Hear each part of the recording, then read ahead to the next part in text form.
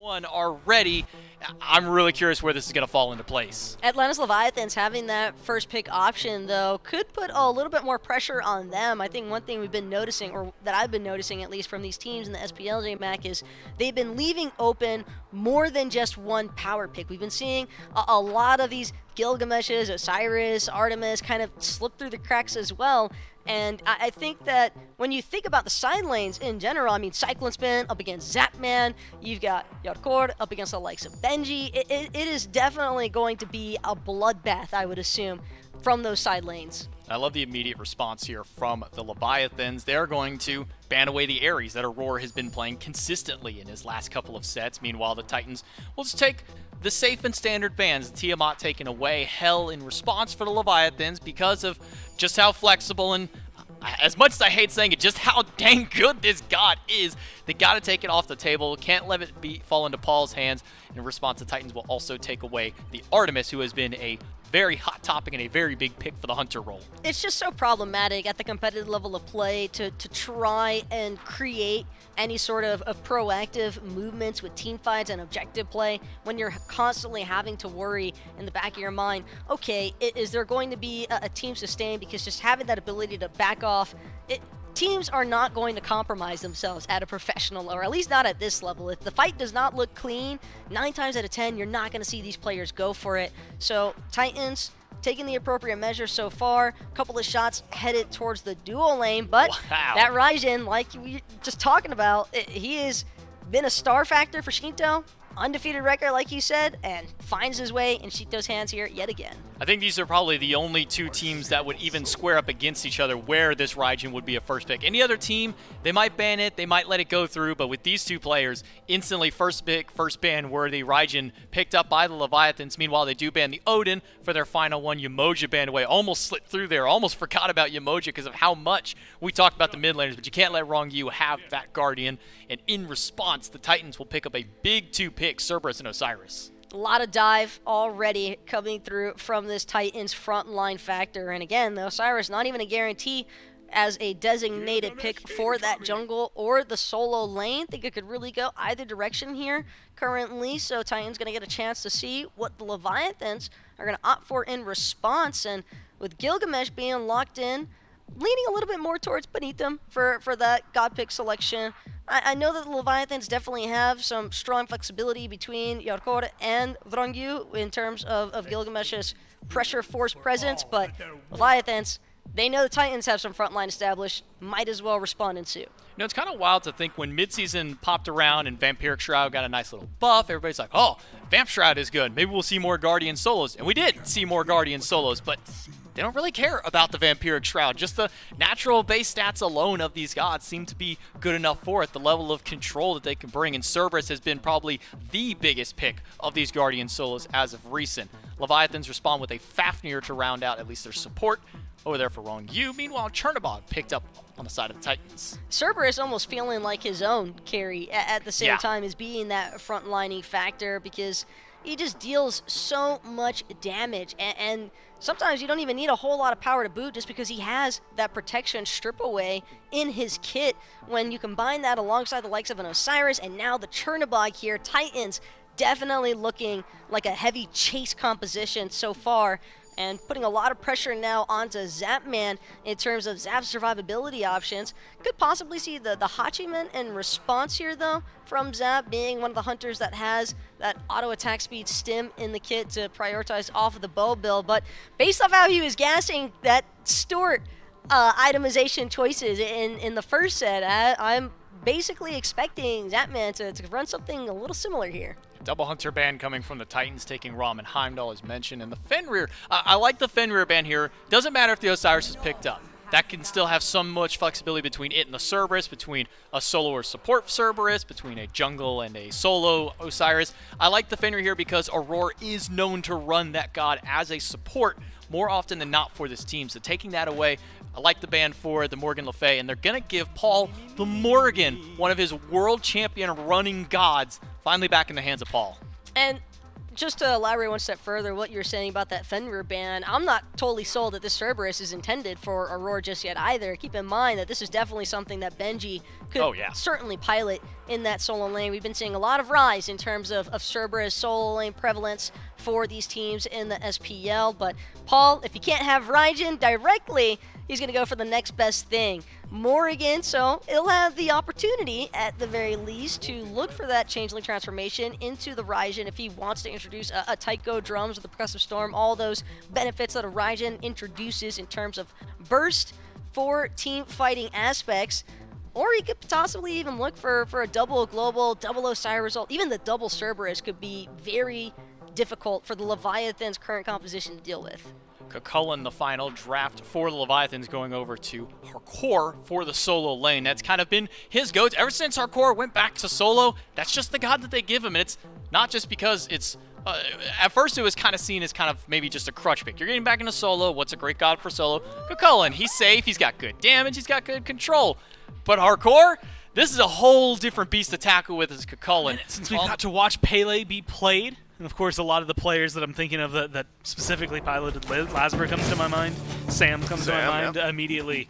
So it's just been a little while. Phase 2, first game. And that's the thing that I think is interesting. I feel like we're having a conversation we had last week. New jungler means new god pool, means new styles to be played. And of course there is going to be that question of synergy. Layers fit in really well with the Titans. Theoretically, Sino, who has been a little more tenured in the jungle, should be able to showcase even more than that with this, again, another just large lineup of really, really veteran players for the CC. I mean, like, Raijin has a Mez, but is he using that often to get aggressive? I mean, I guess it depends on the player you're talking about, and sometimes we have seen Shinto dash in. By the way, remember Waiting Room? He holds the longest kill streak in a row, 44. That's insane. It's not active, right? There's no way. Doubt it. I'd have to go back no way. and look specifically at last week, but now Sino getting aggressive. A little bit of pressure onto the blue buff here to blink forward. Oh no, Panatom, he's got to use the leap to get away. Yarkor running away as well. Blue buff still stands, but enough early damage between Sino and Benji to make things interesting here. Benji's going to connect with the axe and then the slow on the other end, so this should be blue buff confirmed, and it sure is for the Tartarus Titans. And that's exactly what the desk wanted to see. That's what Pele wants out of you, is to not just sit back passively. The discussion we've had, there could be another Pele, could be another Cerberus, could be another, hell, anyone really in the game. And so I think that's going to be an interesting dynamic shift, following along with Paul and some of his decision-making. And that'll likely occur maybe around some mid-gank, some team fighting later on. In the meantime, some fighting happening on the right side of the map. Benji uses his beat, so he'll walk away. Blue buff is about to come up here for the Tartarus Titans. Don't think the Leviathans know that, so won't be the attempted invade this time. They are going for the Greater Scorpion, though. Sino's in the neighborhood, so is Aurora. I mean, this is a good chance to potentially get aggressive into the Leviathans. Wrong you. I feel like it is simultaneously great at peeling for his team with a hammer stun, say, but also setting up kills. Ooh, Sino sees Panatom, first blood. Could be just around the corner. Panatom dodges out the initial dash in, but the damage from Aurora connects on the back end. The Tartarus Titans pick up first blood. Tycho Drums could keep things interesting here, though, as Shinto sends some damage over the wall, and then the Thunder Crash on in. Beads used to avoid the Stygian Torment, but watch out, Yarkor's got the leap, he's got the knockup, and he's got the return kill. I mean, exactly what you need, but Aurora, now the one who's getting chased down, Hardcore is able to root him. They're going in. Wow, the Leviathans are doubling down on an already return kill now, and they are happy. It's a double kill for Yarkor. The bet is paying off. Benji, Lord of the Afterlife, away. Paul nearly will get the kill onto Yarkor, but it won't happen. Shinto's got one, Yarkor's got a couple, and that's a big Leviathans, but that hasn't necessarily become a massive gold lead. In fact, it hasn't become much of a gold lead at all. The extra first blood bounty helping out a little bit here for the Tartarus Titans, but it's the next few moments where you might start to see that get built up. There's a purple buff here. Zapman stole it away quietly last time. They might need to get a fight to steal it away. This time, Aurora takes half of his HP. Cyclone Spin, weaving in some auto attacks there, but as the longer this goes on, the quicker it'll be, or the closer it'll be for an answer here from the Titans. I think the Leviathans agree, so they'll scatter out. It's that difficult pivot when you know there's a Pele, you know there's a Morrigan on the other side that is just waiting to come up behind you. You can't stick around just for the purple buff, but they are able to continue at least putting pressure on them. What happened here? Cyclone Spin took a lot of damage. Maybe just some poke from Zapman there. He's already got the passive with that second tier Odysseus' bow item.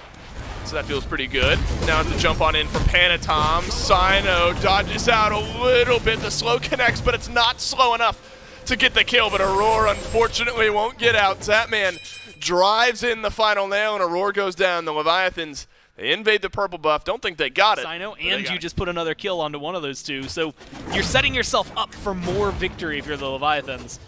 And now it's the hard part of how do you get your hand back on the game. Panatom's actually still a level behind Sino, so maybe Sino can still guide us. I was thinking that would be a good invade there from Yarkor. Yarkor doesn't care about the blue buff. He wants to Or the kill. tower. Benji has to use Lord of the Afterlife, and will get away. He's fallen a little behind. It is giving them somewhere that they could fight. The problem is you're also just slightly behind if you're Paul, and Benji might even fall further behind now. Let's see if we can push this advantage. Unfortunate drop kick there from Panatom, sends Benji very close to out of range there. So no follow-up on the end of that. It's a jump in from Aurora here, but Zapman able to mez, dash away. Sino is close by here, Zapman. You got to be careful. He has beads, will use the beads, but there's just way too much damage. A bait in from Aurora, and now Sino on the board, back in the SPL, back in the kill feed. They're not plants, but it looks really cool. Watch the animation next time we're under a tower for the order side, because they look neat. But yeah, the plants can be sad, definitely on the other side. The purple Same can Aurora and Benji. Right, absolutely. We'll keep our eyes peeled for some sad plants on these towers as the game goes on. The purple buff has felt pressure. The Leviathan's purple buff, to be specific. It's been this. Sino pairing with Aurora. They go in, they invade the purple, they get the purple. We'll see if the Leviathans have an answer back for it. Panatom jumps in, drops his ultimate. That one's caught out onto 3. Shinto, Thunder crashes forward. Raiju is no good here. Oh, but the stun on the other end. That'll set up for damage as Zapman dunks in and assists Shinto on his second kill of the game.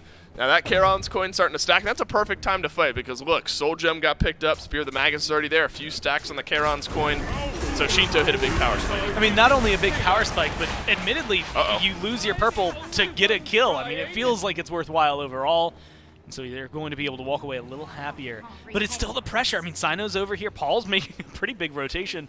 Paul still has that ult, and as does Sino. That is going to be able to make some interesting change-ups. And Cyclone's been dashed over here. It's the Titans, actually, that want the Fury. I think this should be a free one. The Titans sense that the Leviathans, they pick up a kill, but then they have to go back a little bit low on resources. 3, 4 ultimates down compared to 4 ultimates up for the Tartarus Titans. And look at the swing that made. Gore, do you think Winged Blade is a good item right now? I think 3. Definitely seems like it. I think 3 of the Tartarus Titans think that Winged Blade is a pretty good item. Hold that thought, Gore, as Zapman jumped on by Sino. And this is what you want your Pele to do. You want her to jump on your backline. A gets used by Zap, but what's that going to buy you but time? And Sino shuts him down, and his purple buff on cooldown now invaded by the Tartarus Titans. Sino off to a great start in his return to the SPL. Pyro now started up, melted down, and not secured by the Leviathan. Stolen away by the Tartarus Titans. When it rains, it pours, and now the Titans have themselves about a 2K gold lead. I mean, that is maybe the dream if you're the Titans. Like, you've had not necessarily a rough early game, but it was 3-1, then 4-1 for a little bit there. You were only able to pick up a couple of kills since then as the Titans, but you've really made a big difference. Now Cyclone's going for a huge rotation. Oh, man, now we're diving the solo lane, and Cyclone Spin, he pays with, or gets a kill for his payment of 1 ultimate, and now the Chernobog 2 levels up over Zapman, 2 levels up.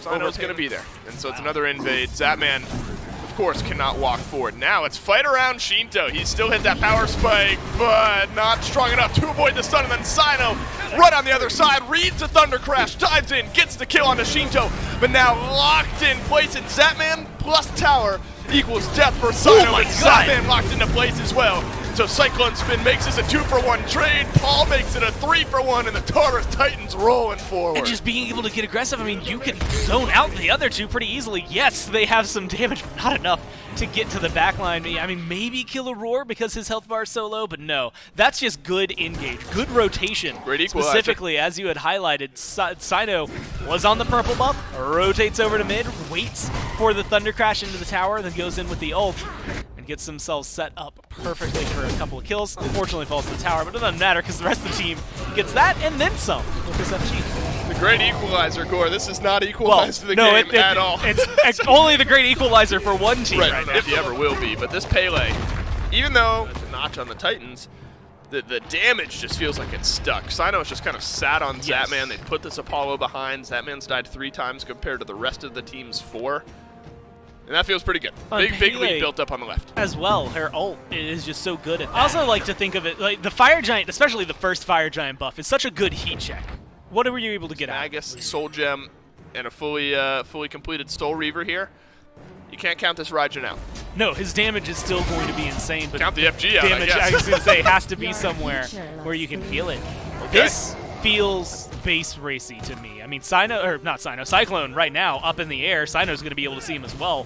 Just spotted everybody on the Leviathans. That should be a go button, but it also thwarts them. They get that wave up there, might be able to get some good pressure on the tier 2, but now the Titans know they have a little bit of free reign over on the right-hand jungle. Here's the good news.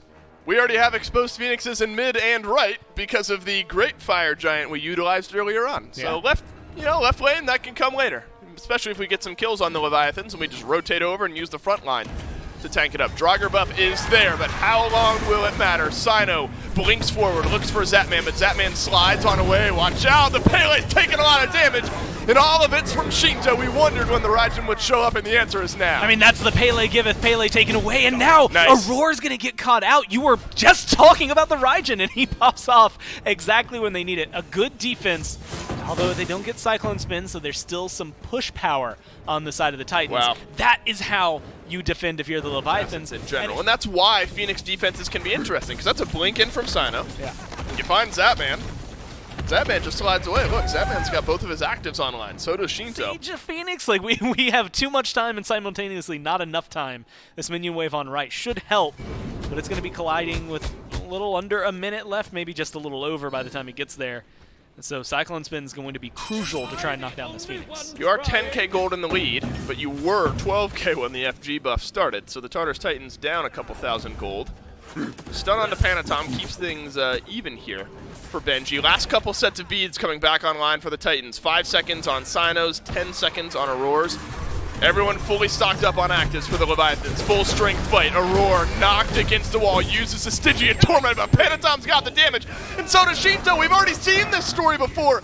Raijin had the damage. He's got one kill in this one. Zapman dunks in. Cyno dashes away, but Zapman can close the gap. 3 down yet again from the Titans. And now you're in a good spot. They will respawn before a Fire Giant can be taken. But look at everything else on the map. Maybe trying to push up. I mean, you can at least clear this wave. It's been a lot of Cyno or Aurora starting things up, and then the answer back from the Leviathans has been pretty quick. Tartarus Titans move to the Oni Fury, so that's a cue that the Leviathans will get here. Don't think it's enough, though, especially with the rotations. For ball goal. You can go up, get the vision, come back down.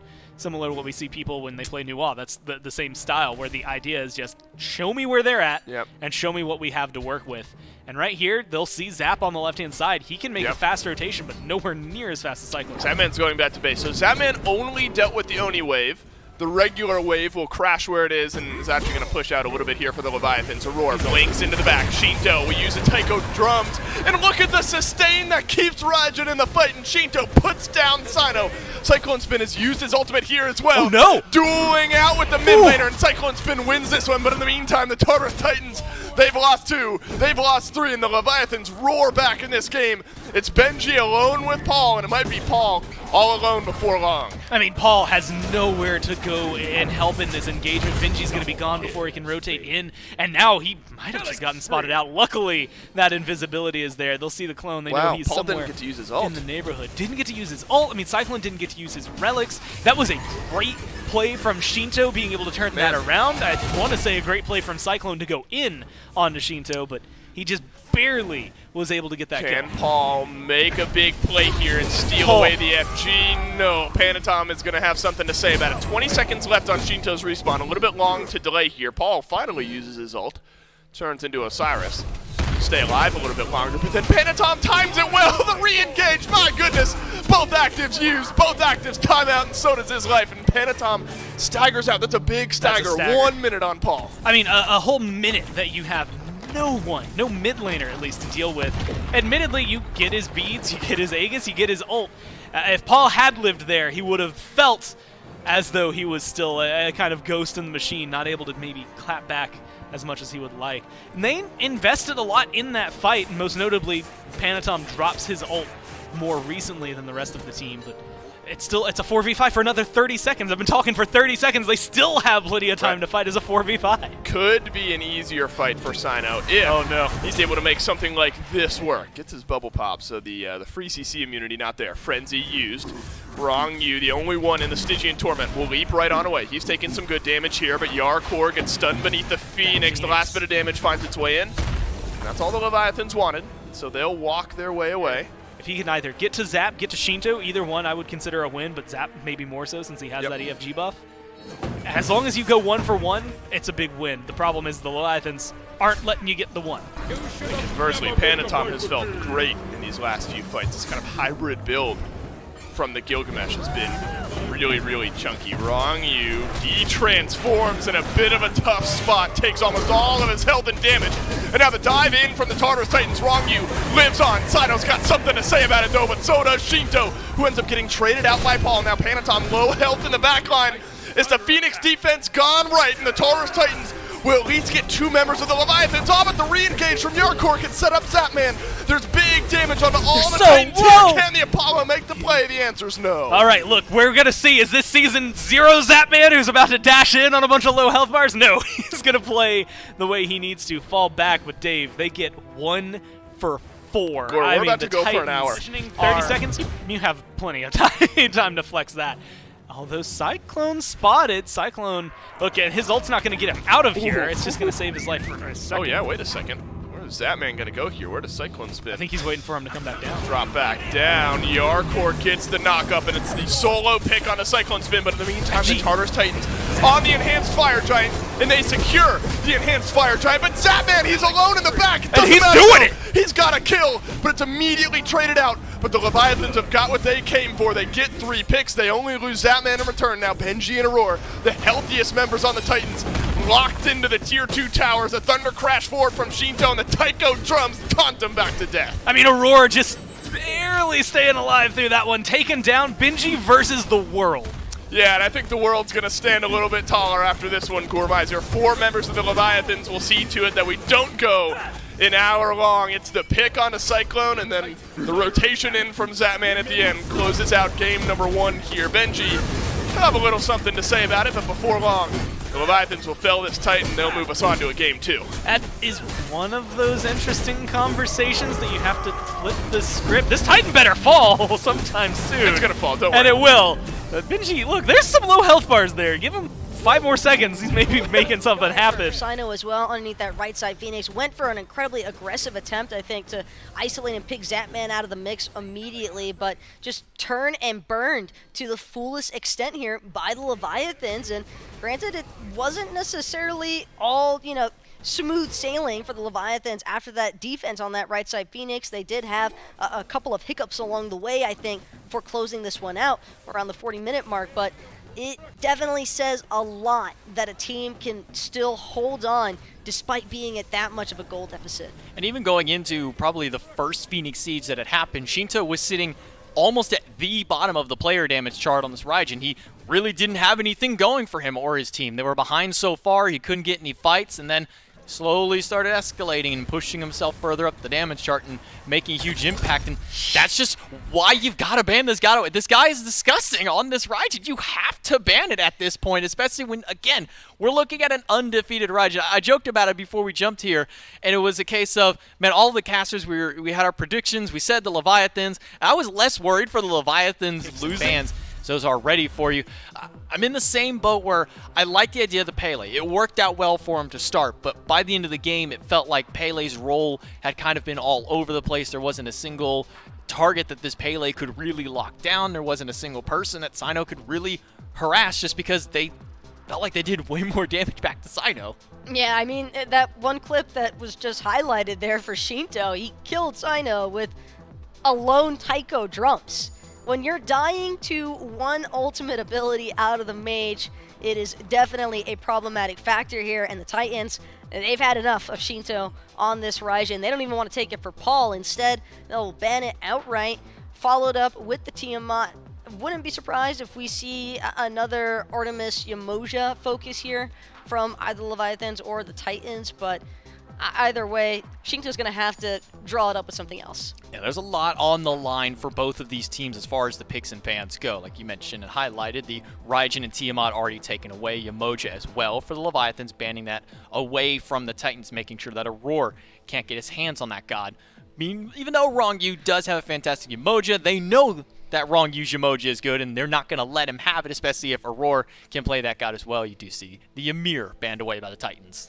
And I hope it doesn't come across as nitpicking either, but there were definitely some circumstances, even in the early game, despite the successes that the Titans were able to find, there were definitely some moments where I think that Sino maybe a little bit too far out in front of the rest of that Titans roster, maybe anticipating that there would be more immediate follow-up from the rest of the team. So I guess you could kind of just read a little bit more of where some of those gaps started taking place in terms of the synergy. But again, he is subbing, first time playing with his team in a live match, so I can't really be like too stressed out on that factor. But like the Artemis pick up until I saw that Odin in response. Yeah, the Odin going to be locked in for the Leviathans, most likely rounding out for the solo lane, as it's kind of been his home as of recent. Though there is still a little bit of flexibility. I don't know how often Rongyu has played Odin specifically, but this does definitely feel like this is going to go more the way of hardcore. One thing I was going to mention up until the Odin got locked in was I really would feel like the Titans should ban the Kukulkan away, because even though hardcore didn't put the biggest numbers on the board as far as his slash line, his damage and his control at the end of the game was phenomenal on the god. He was part of the reason they just couldn't siege, is every time they tried to siege, he would blink in, hit 3-4 players with that ultimate, and all of a sudden the team fight shifts so heavily for the Leviathans. So they made their adaptation here, as you mentioned, Artemis. First god picked up for the Titans, as well as the Cerberus and the Fenrir. I like this god a lot for this team. There's still flexibility with it, as we mentioned, Aurora, and you could even have it sway over for Sino in the jungle. Always a pretty big fan of the Doggo pick coming through for the Titans, but I do have some immediate concerns in terms of what you're taking Fenrir into. Odin, Morgan Le Fay, those don't exactly scream desirable counter options for this Fenrir, and now with the Gilgamesh to boot, I guess Fenrir does feel a little bit nice for that aspect, given that you can jump out with the Unchained. You also have, I guess for me, Fenrir Brutalize can be, it can negate the Morgan Le Fay knockup, so there is some commitment pressure there, I think, but Morgan Le Fay has a fear, and that would probably pose more of an issue than anything else in terms of the initiation force from the Titans. Some respect towards Paul for the Leviathans. They take the Morgan out of his hands, not allowing him to have the performance he had in game number 1. A little quiet near the end of the game for the Titans, but that early performance, a lot with Paul. I mean, at one point, I saw Paul zoning Fire Giant as a Morgan by himself, so it's something you got to take away from him. I mean, he was a world champion, and this was one of the gods he did it with. It was a huge run between the Morgan and Scylla, though I don't think we'll see the Scylla ban, as she's not quite as popular this time around. Second ban, still waiting for the Leviathans. We see the Terra in response, taking that one away from Rongyu, and still more flexibility out of the Titans with this Fenrir, with this Cerberus. Again, there's a lot of options that these two dogs can go specifically, so I'm curious as to see where the rest of the bans will go. It will be more jungle priority, taking the Awilish away from Sino. Maybe a Fafnir ban here for the Titans, just because even though Arcor had a great showing on the Kukulkan, I think with the Odin and Gilgamesh being locked in, not completely sold that the Leviathans would feel all that comfortable running a triple physical front line based off of warrior pressure alone. I think that is definitely just asking for so much execution. And again, I mean, I could definitely see the Leviathans pulling it off, but think it might be better suited to just throw this Odin into the solo lane there for Yarkor, give the Shingten over the Rongyu, that way he can have some of that counter activity against the Cerberus and Fenrir when they're looking for the dive commit up against the back line here for the Leviathans. Curious where Paul will go. Will it be the Hell locked in? That's been let through. But no, it's not going to be a Fenrir in the jungle. It's going to be a Naja locked in. This is 1,000% going to Sino. This is no longer the days of... Are you sure about that? I would be willing. I would be willing to make the bet that Naja is going jungle where's here. Mifflin? No, Where's no Mifflin on this. I would him be in real willing quick. to bank on Naja going to Sino. I mean, there is a reason this god was taken away from him during his Worlds run. This is if this doesn't go to Sino, I would be even more shocked than anything else. Well, I'm right there with you. I just like playing devil's advocate from time to time and seeing what bets we can con Mifflin into taking up against the likes of Twitch chat. But more importantly, J-Mag, they've got this Baba Yaga now to follow it up with the Neja lock in, and I guess I like a lot of the individual factors that I'm seeing here from this Titans composition, but I don't really know how this is going to pan out in terms of being able to channel their follow-up immediately after each other, because there is some delay, I think, when you take somebody up into the air. Set up for Sino, and a little bit of Paul, and a little bit of Aurora and Cyclone Spin later on. But early on, it could be incredibly deadly, and again, have a very similar impact, maybe more so than what the Pele did. Brings good CC, translates even great into the late game, and that, I think, is the big pivot. You just get to pull someone out of the playing field for a little bit, either for setup for your team or to just straight up kill on your own. Either way, it is a pick that has been great for Sino in the past and should look good here. You know how far off Rongyu is on 100 nets? I think he was only 8 under. I think he was in the 90s for sure. I think he was a 92. So we're getting there. Could be this game if the Tartarus Titans have their say on the matter. Haven't seen much out of the junglers just yet. We have just now reached level 5 onto Panatom. You imagine, similarly to the Pele, level 5 for Sino is going to be kind of that go button. Level 5, mentioned, already there for Panatom. Drop kick, connects on the Cyclone Spin, but the beads used, so no stun. But look at the jump back in. And the damage from Zapman, who's hit level 5. He's got the ultimate as well. Bye-bye to Aurora. He'll come crashing down to Earth, and Panatom snags the kill. I can't think of a worse trio to fall in. Panatom, Zap, and Rongyu just waiting. Still ended up losing. So if the Leviathans get a much more well-controlled goal lead, I think that is going to give them a much more problematic mid-game into late game for the Titans. And already it's just kind of hovering happily at that 2K. That's the turnaround with the ult from Zapman. Panatom's around the backside here. Going to be difficult for Aurora to get out of this one. He's already used his leap, and now Panatom can dash on in, chooses not to. And so Aurora does survive. And he is, well, I was going to say able to hold on to his actives, but well, he's got a Sunder, so it doesn't really matter. But now there's some pressure pushing back. Luckily, there's no purple buff here. Could be a dive in onto Cyclone Spin. Cyclone's got beads. He's got his ultimate as well, but my goodness, the damage is there. Rongyu ends up picking up the kill with the DOT, but most of the damage done by Panatom, who's still tanking up that tower. Windfire wheels from Sino are there. Aurora's coming back from base. Going to be awkward for the Gilgamesh. Maybe it's not. He'll just leap over the wall. Now he has Rongyu for peel. Sino looking to get aggressive. Ultimately, look, I'm going to say worst case scenario, which is you lost Cyclone Spin. That is ult up. I don't expect to see Panatom over there anytime soon, but with Rongyu as well, burning beads, burning CC is just such a huge play for the Leviathans. Now Paul finally receiving some pressure here in mid by the Leviathans. Look, there's still some damage on the end of things there. Has to use his ultimate. Keeps him alive in the fight. But pretty big team fighting ultimate that's now damage, not having to use your beats. That Magi's Cloak has been essential for players in the past, and honestly essential here. I mean, look at it. We've been talking so much about beads, and now Paul might need some. He does not have his ultimate, does have his beads. No longer, though. Those are burnt. Now the Tartarus Titans pushing back. They've gotten some CC on to Panatom. Benji uses that Stygian Torment, but pulls back no one. Rongyu has been zoning out the rest of the Tartarus Titans around the Tier 1 tower. Whirlwind of Rage and Steel sends Benji the other direction. This is a cage from Yarkor, keeps 2 in place. And Benji doesn't have his leap to get on out, but not enough damage from either team. Somehow we're still at a 5v5. And 2 ults for 2 ults still available at that. 3 for 3 thrown down in mid. And that's what's remarkable to me. I mean, so much gets committed there from both teams, and nobody dies. I mean, against Zap. So it's keeping them in the game, and it showcases, again, that early game lead, as long as it doesn't get out of hand, is something that's manageable and easily done. We have a grouping around the Gold Fury. For the first time, we've seen it teased by both teams, but neither one is committed. Now the Leviathans, the first team to commit. Sino around the left side here. Gold Fury taking low. It's a drop kick onto Benji. Then that sends the Cerberus right out into outer space. It's Zapman hits the ultimate. Gold Fury has been reset here. Benji crashes back down to Earth. But they haven't completed the kill yet. Yarkor and Paul, in the meantime, just dueling it out on the right-hand side, but Shino's picked up the first kill. Yarkor starts that off with a great cage, and he's distracted 2 of them. I mean, at this point, Benji's down, but Aurora's low. There's a great fight for the Leviathans, especially if they can consider they continue moving things forward. Rongyu will not go down. That would have been massive for the Titans to bring things back to even. Rongyu does have to go back to base, so that could keep things interesting around this Gold Fury, and it looks like the Leviathans agree, and they won't start it.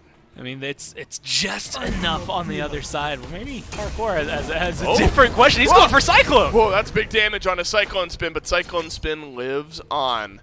And that just shows you what some of the easy damage setup can do there. But Cyno is stuck around. He had his ultimate that entire fight. It's got to be a kill on his Zapman, and it is. And Cyno finds the first kill of the game for the Titans, and that is 45 seconds without Zapman. Not only 45 seconds without Zap, his ult's down. His beads get burned in that engagement. Even after Zap respawns, that is a great target for Cyno to try and isolate and lock down. So good play from the Titans, reading the fight, now turning it around. To the point where they feel not only confident with a Theory, but no one from the Leviathans is over here. They're going to opt for a Pyromancer trade, but this is maybe the best case scenario. You come in, you get a kill onto Zap, you burn a lot of relics and ults, and you get the first big objective on the board. Yeah, I want to keep our eyes on this gold chart here. So it was about 2K, now up to just a 1K difference, and then back down to 1,700. So still a net win gold-wise. Spread throughout the team, and maybe make things a little more high impact for the Leviathans, especially if you start to open the conversation of, well, let's say a Fire Giant. We went so long with no objectives. We had a tier 1 tower dive where Benji ended up dying in that previous engagement, so that's going to give the Leviathans a one-man advantage around this FG, and Benji is a big initiator for the Titans. They're going to be missing him, but Aurora is the other one who's been initiating, and the Titans are going to be missing him as well. Cyno over by the blue buff here, the leap in from Rongyu, the closed gap from Zapman, and the whirlwind erase steal, the icing on the cake, and the Leviathans find 3. I know there's no bad blood between the Leviathans and Cyno, but if you just played that clip, they hate that, man. They wanted that Naja dead, and they were able to find it. 4v5 with a roar delayed behind is worthwhile for you. I imagine you still go for this if you're the Leviathan. Zapman now 3 stacks on his Rage. We've seen a little bit of variety, and we'll see if we have time to return to this conversation in the Hunter builds today. I'm sure we'll talk about that as the weekend goes on. So Zapman, we tossing some crits the way of the FG now. Benji returns back from the dead, turns his eyes towards the FG. It's actually done some decent damage. What's happened to Panatom's health bar? I could ask the same question for Rongyu. Fire Giant has not been reset, and so to get taken down by the Leviathans, but they've lost Yarkor in the meantime. Can the Titans close this gap onto Rongyu? The answer is yes, and so Rongyu might be the sacrifice here to keep the rest of the Leviathans alive. But look, he's going for the pull back in. Oh no! We don't know how this one will turn out, but hey. Hey, wait, we could play that game. So how does this how does this go? Look, Shinto and Zap are right there. They're in a good spot. They're in a good spot. It's 2 tanks that are about to land right in front of you. I'm gonna peek over your shoulder where I can see it and know that nothing happened. Yeah, no kills. Nothing happened. But I think it's actually better for the Leviathans nothing happens there. Not necessarily if they could get kills, definitely way better for them. They were in a position where they were looking like they were going to die, though. That's where things get a little more risky. Wrong, you might still die. Stop trying to take fights, man. You're Xing Qin. Just get out of there. Yeah, Cyclone Spin did not have his ultimate, and so Wrong, you a little bit more comfortable in that moment.